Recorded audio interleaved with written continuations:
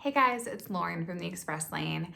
And with Planner Day being a little bit earlier this week, I've been thinking about planners and to-do lists because I know that my personal to-do list is always growing. So I was thinking back to what was the first planner, that I ever had.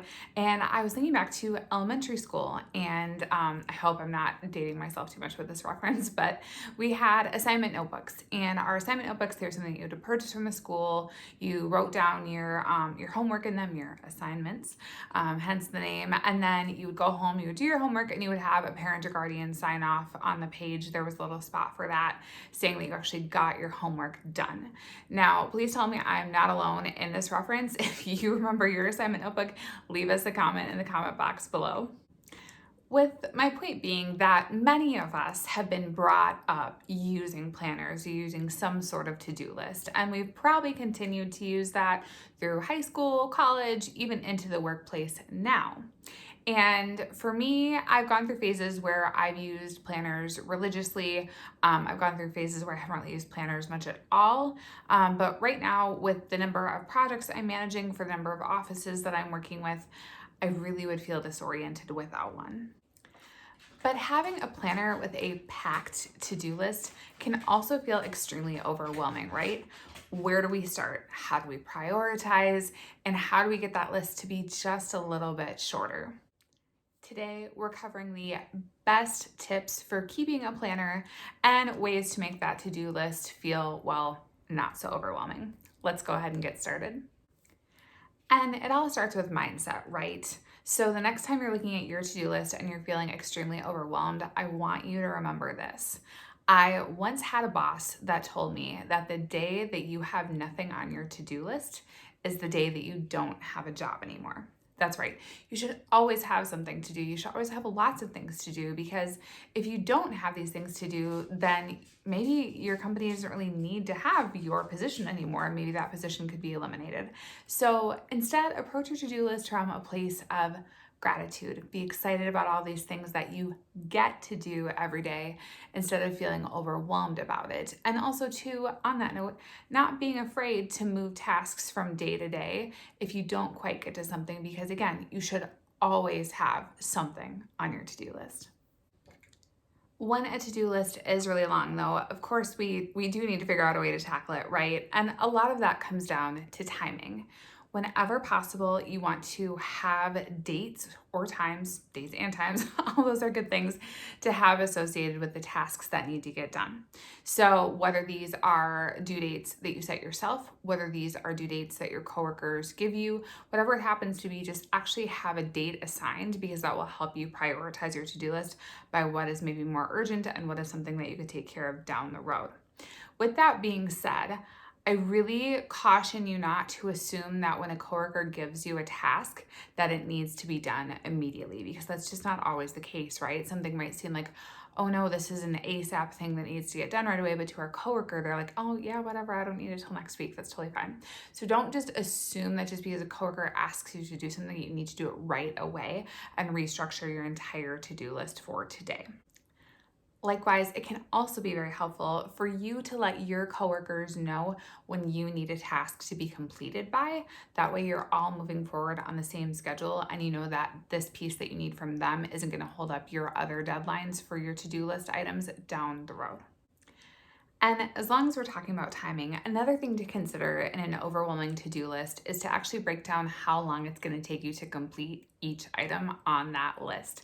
Now, we've all got tasks on our list that are going to take us a couple minutes to complete, and then we've also got tasks on our list that are going to take us a couple hours, maybe even a couple days to actually knock out and get finished.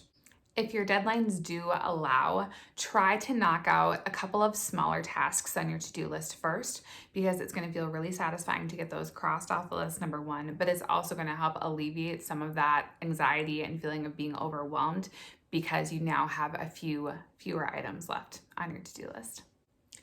And over the years, I've heard different rules that have said you shouldn't have more than 3 items on your to-do list or 5 items on your to-do list.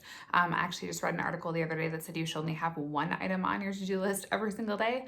And while I'm interested in those rules, I want to kind of rephrase those by saying that you should only have 3 to 5 priorities on your to-do list every single day. And I say that because for me, on average, I usually have probably 10 plus items on my to-do list every day. But I have a few core priority items that I know are going to take the bulk of my day. And the rest of the items on that list are things that I don't want to forget about. They're things that still need to get done that day, but they're probably more of those 2 to 5 minute tasks that just really aren't going to take me that long to complete. Now, when it comes to planners and where you specifically want to keep track of that to-do list, you're going to want to figure out if you are a paper planner kind of person or you are a digital planner kind of person. Now, if you are a more digital kind of planner person, there are a ton of apps out there that you can use to keep track of all of your different to-do lists. And I know for me personally, my actual shopping list for getting groceries, I do have just a simple free app for that on my phone that I keep a running list of any items that I need. So lots of different options when it comes to digital planners. When it comes to work to-do lists, however, I am a full paper planner kind of gal. I've tried so many different planners over the years. I've tried everything from just a simple ruled notebook, which is what I'm rocking right now. I've had really more designer planners that have like the nice little like schedule boxes and the note boxes and like the daily motivational quote boxes. So it really is up to you what kind of planner is going to work best for you. But when it does come to planners and keeping lists, it's ideal to keep everything in one spot, or at least mostly in one spot. I think that my grocery list app, I think that's the only digital kind of list place that I use. Everything else I write down on paper, from like my weekly errands to what I need to accomplish at work and things like that. It all goes into this paper to-do list in this one planner. And this has really helped me a lot to have everything in one place, because that way when I'm working on something and a random thought pops into my head like, oh, I can't forget to like buy my grandmother a birthday card, then I will just take a minute, stop, and write it down under the errand section of my notebook so that I know that, hey, this is something I need to take care of on my lunch hour or after work. And after I've written that thought down, it's out of my head, it's written down on paper now, and I don't actually have to think about it or worry about it until I actually go to the store to buy that birthday card.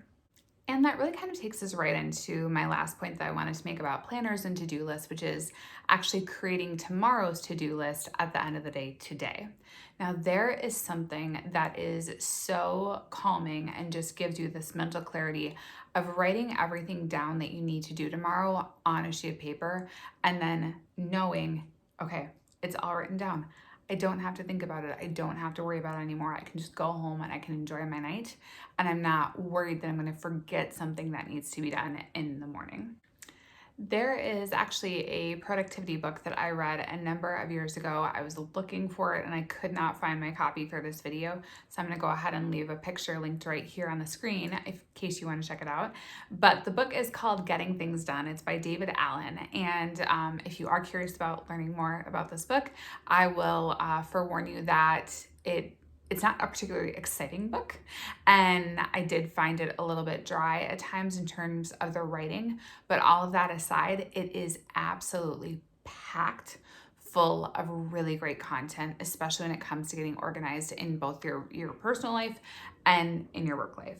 And he really dives into the psychology of how we think about things, how we organize things, and it covers everything from to-do lists to organizing your emails and things like that. It's a really helpful book. I think the majority of the book was highlighted by the time I was done reading it. So I will leave that again linked in the description box below here too, so that if you do want to check it out, you have the option to do so. And one of the things that he emphasizes in the book continuously is that our mind is for creating ideas. It's not for holding on to these ideas. And when you start to think about it in that way, you really quickly realize how much space is being taken up just with our simple like worries of I can't forget this or I need to remember to do this later on, because we're constantly trying to hold on to this idea instead of just writing it down, getting it out of our minds to make space for new ideas and new things that we can come up with. And especially before you're going into, I would argue, like a brainstorming session, you really want to make sure that you have mental clarity and that you have enough space to come up with all of these ideas. So really putting an emphasis on, as soon as an idea comes up or as soon as something pops in your mind that you're like, I can't forget to, again, buy this birthday card for grandma, write it down so that you're taking the idea, you're getting it down on paper, and then you're not taking up all the space in your mind and creating this feeling of anxiety or worry that you're going to forget something that's really important. And I would honestly say this would be the tip. If there's one thing that you take away from this video, it would be to write down tomorrow's to-do list today, because the mental clarity that it gives you and the peace of mind that it gives you to leave work at work and go home and spend time with your family and just relax, it's seriously a game changer. And that wraps it up for our top tips to tackle that to-do list. Now, if you learned something new in this video, or if you have a tip that you are gonna start implementing, please give this video a like. It lets us know to create content like this in the future as well.